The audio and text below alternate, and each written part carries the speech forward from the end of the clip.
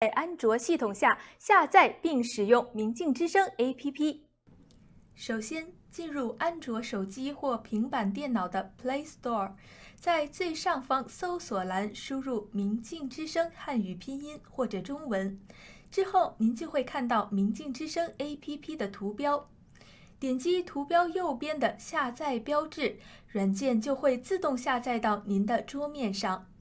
回到手机桌面，找到明镜之声的图标，点击并进入明镜之声 APP。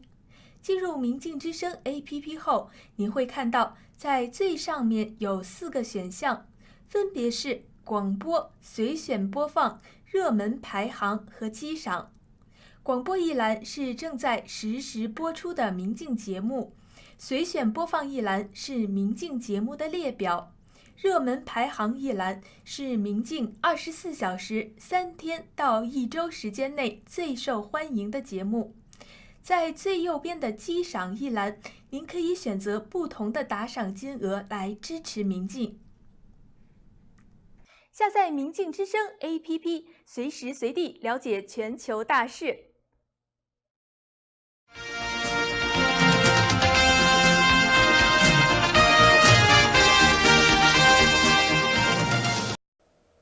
Good afternoon from New York. You're watching News Always On. I'm Kessyl. U.S. Treasury Secretary Steven Mnuchin said he did not feel isolated despite claims of an American-prompted trade war dominating discussions at the two-day G20 finance ministers and central bank governors summit in Buenos Aires.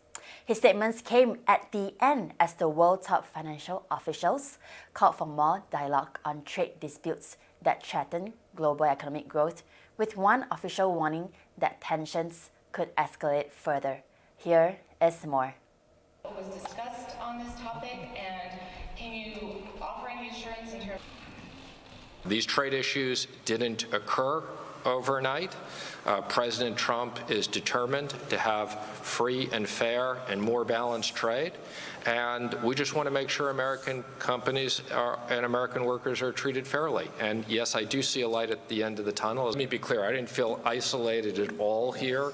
I think as you guys commented on my popularity, I had no time to fit in any more meetings, or I would have had more meetings. We had very productive discussions. This was a very productive set of meetings, and again, I think communiques are important to look at the messages that we're trying to send, but don't overanalyze one sentence and be concerned. We understand what the trade issues are, and we're trying to productively deal with them. The need to be vigilant, on cyber activities in the financial system.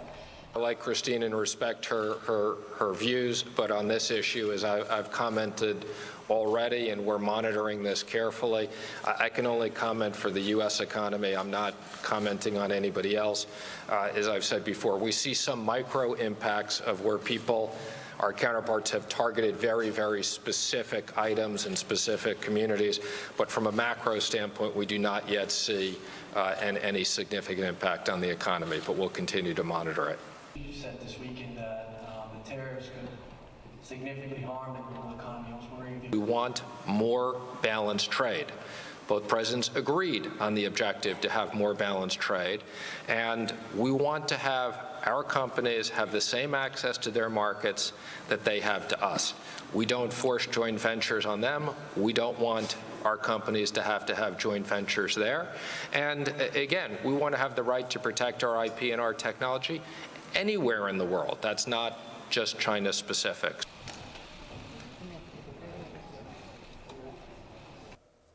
A man firing a handgun into restaurants and cafes on Sunday as he walked along a Toronto street shot 14 people, killing 2 while injuring the other 12.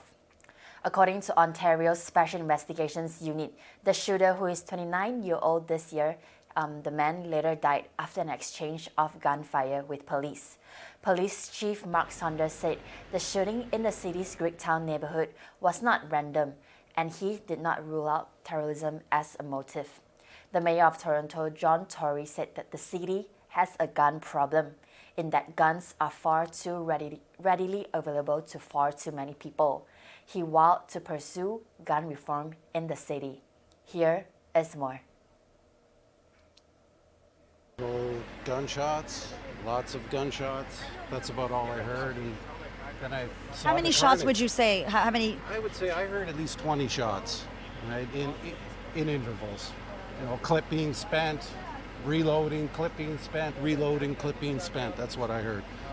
And then I saw the carnage as I ran down the street here to kind of follow the gunfire, I guess. I saw at least 4 people shot here by the fountain. As you said, someone came out of the restaurant here, so I missed that. Another person in Dimitri's, I assume, was shot because there was a lot of action going on there. Towels trying to be grabbed. Trying to help people out, I guess, is what they were doing. That's all I saw. And then obviously the police arrived, and now I'm standing there watching this.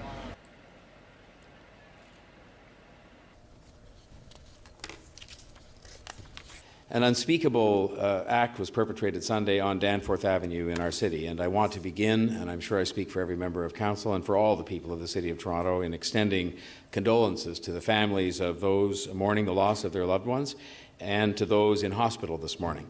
And we're all praying for complete recovery for all of them. On the traditional territory of many nations.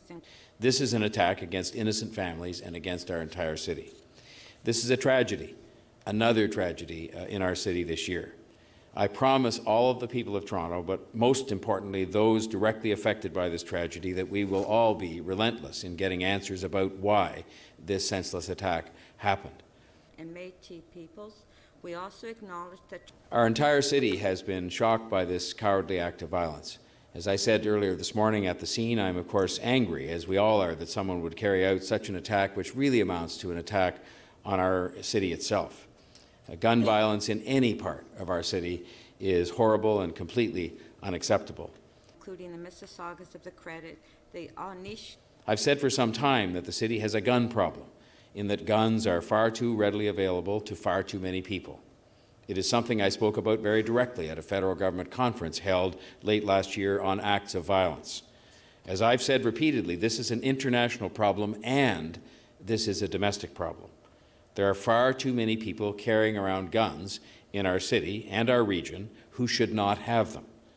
You've heard me ask the question of why anybody would need to buy 10 or 20 guns, which they can lawfully do under the present laws. And that leads to another question we need to discuss. Why does anyone in this city need to have a gun at all? And I know even answering that question won't fully eliminate tragedies like this, but even if we can prevent one of these incidents, then in my view it is a discussion worth having, and having very soon. Nabe, the Chippewa, the Haudenosaunee. I think it is fitting for us to revisit this issue, yes, to protect our city, but also out of respect for those who have lost their lives and had their lives dramatically disrupted by this senseless violence. I've written down some notes because I didn't think I was going to be able to make this speech. This is so heartbreaking. The victims and their loved ones are in my thoughts and prayers. And I echo the mayor's statement about guns. This was not gang-related shooting, but it was a gun-related shooting. And this council many times has taken strong positions on handguns and other guns in the city of Toronto, and I think it's time to step up again. If I can ask members of council to rise for a moment of silence.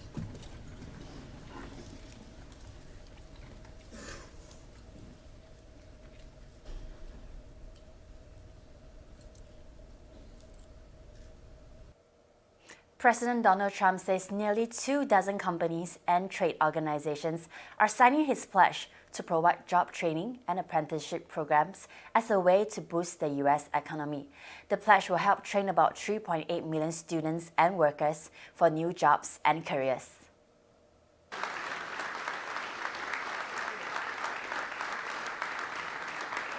Everyone here today is united by the same goal: to train, recruit, hire American workers. Thanks to our tremendous economic successes, and we've had a lot of them, and we've never had, and I have to tell you, as a country, we have never been more successful than we are exactly right now today. The numbers coming out are beyond what anyone ever thought possible. We're in the longest positive job growth streak in American history. African American unemployment has reached its lowest level in American history. Hispanic unemployment is at its lowest level in American history. Asian unemployment has reached its lowest level in American history. Women's unemployment, oh, this is too bad, Maryland. This is very sad, has reached its lowest level in only 65 years. But within about 2 weeks, I think we'll be able to say in American history because it's moving quickly. Okay, 65 years not so bad, right?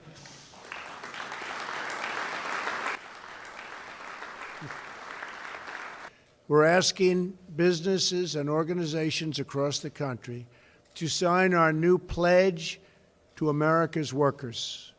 Today, 23 companies and associations are pledging to expand apprenticeships. That's an interesting word for me to be saying, right? The apprentice. I never actually put that together until just now. That was a good experience, I will tell you that. That was a good experience, I will tell you that. By signing the pledge to America's workers, these great companies, and they are great, these are the greatest in the world, are affirming their commitment to train American workers for American jobs. Because America's strength, America's heart, and America's soul is found in our people. More than anything else, it's in our people. It's found in our people. More than anything else, it's in our people. I'm going to sign the executive order.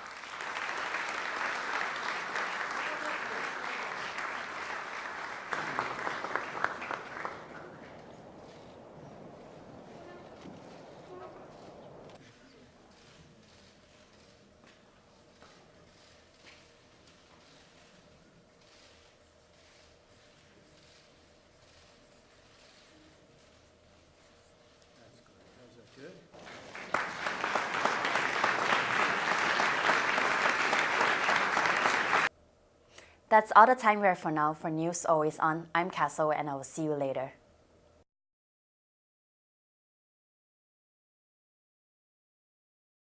下面我们来学习一下如何在苹果 iOS 系统下下载并使用明镜之声 APP。首先，进入您手机的 App Store， 也就是苹果应用商店，在搜索栏输入明镜之声汉语拼音或者中文。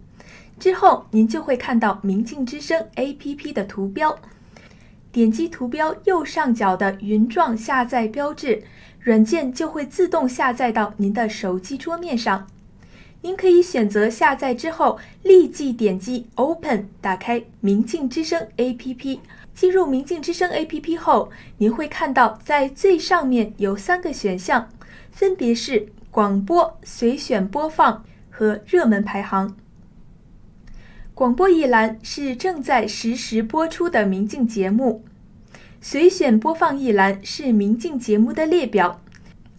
点击随选清单右边的倒三角形，你会看到明镜所有栏目的名称。选择你想收听的栏目，比如明镜的英文新闻 News Always On， 您就可以专门收听一个栏目的节目。热门排行一栏是明镜24小时、3天到1周时间内最受欢迎的节目。在这一栏，您可以找到明镜观众最关注的节目。